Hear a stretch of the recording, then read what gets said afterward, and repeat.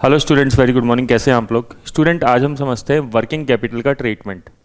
Students, हम लोग investment decision chapter पढ़ रहे हैं, मतलब कैपिटल बजटिंग। और इसमें हम समझते हैं आज कि अगर कंपनी ने वर्किंग कैपिटल जो है वो बिजनेस में लगाई है, किसी प्रोजेक्ट में लगाई है, तो उसका क्या ट्रीटमेंट होता है। पहली बात तो वर्किंग कैपिटल होता क्या है? जो अमाउंट हम लोग डे टू डे बिजनेस में काम में लेते हैं, जैसे स्टॉक, आपका डेटर्स, कैश, ये सब चीज़ें क्या होती है? ये वर्किंग कैपिटल होती है। तो जब भी कोई प्रोजेक्ट लगाते हैं तो वर्किंग कैपिटल की नीड रहती है, क्योंकि इन्वेंटरी भी परचेज करनी पड़ेगी आपको। आप गुड्स बेचोगे तो हो सकता है कि क्रेडिट सेल्स कर रहे हैं तो डेटर जनरेट हो रहे हैं, कुछ कैश भी रखना पड़ेगा डे टू डे एक्सपेंसेस के लिए। तो वर्किंग कैपिटल का ट्रीटमेंट क्या होता है कैपिटल बजटिंग में, वो देखते हैं। तो पहली बात तो वर्किंग कैपिटल एक आउटफ्लो होता है।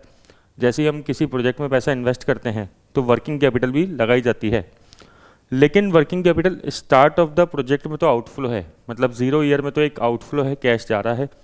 लेकिन जब प्रोजेक्ट कंप्लीट हो जाएगा तो वर्किंग कैपिटल एक कैश इनफ्लो बन जाता है, क्योंकि उस टाइम पे वर्किंग कैपिटल का अमाउंट रिलीज हो जाता है।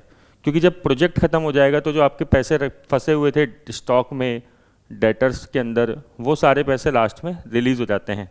तो हमें एक इंपॉर्टेंट चीज़ याद रखनी है कि एक बार वर्किंग कैपिटल आउटफ्लो होता है स्टार्टिंग में, और लास्ट ईयर के अंदर जो वर्किंग कैपिटल है वो इनफ्लो होता है।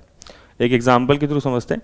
मान लीजिए एक असेट की कॉस्ट है 50,000 की, वर्किंग कैपिटल 12,000 की रिक्वायर्ड है, और हर साल कैश इनफ्लो 20, 30, 10 और 15 हो रहा है।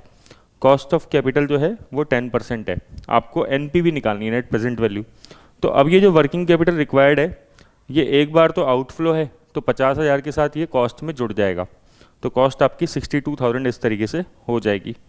और लास्ट ईयर के अंदर, फोर्थ ईयर के अंदर, ये 15,000 के साथ इनफ्लो बन जाएगा, कैश इनफ्लो। तो 12,000 और जुड़ जाएगा यहाँ पे। ठीक है, बस इतना सा याद रखना है। तो देखेंगे अपन पहले, दूसरे, तीसरे, चौथे, फोर्थ ईयर में हमने इसको इनफ्लो मान लिया। पी फैक्टर 10% है कॉस्ट ऑफ कैपिटल, तो हमने मल्टीप्लाई कर दिया पी फैक्टर से। ये चारों की चारों प्रेजेंट वैल्यू आ गई। Present value of cash inflow किया, और कॉस्ट जो है वर्किंग कैपिटल को इंक्लूड करते हुए 62,000 आ गई। तो हमारे सामने नेट प्रेजेंट वैल्यू आई 6911 की। क्योंकि जो प्रोजेक्ट है उसकी एनपीवी पॉजिटिव है, तो हम बोलेंगे प्रोजेक्ट शुड बी एक्सेप्टेड, मतलब प्रोजेक्ट के अंदर पैसा लगा देना चाहिए। तो वर्किंग कैपिटल सिंपली क्या होता है? शुरुआत में आउटफ्लो और लास्ट ईयर में इनफ्लो। Thank you.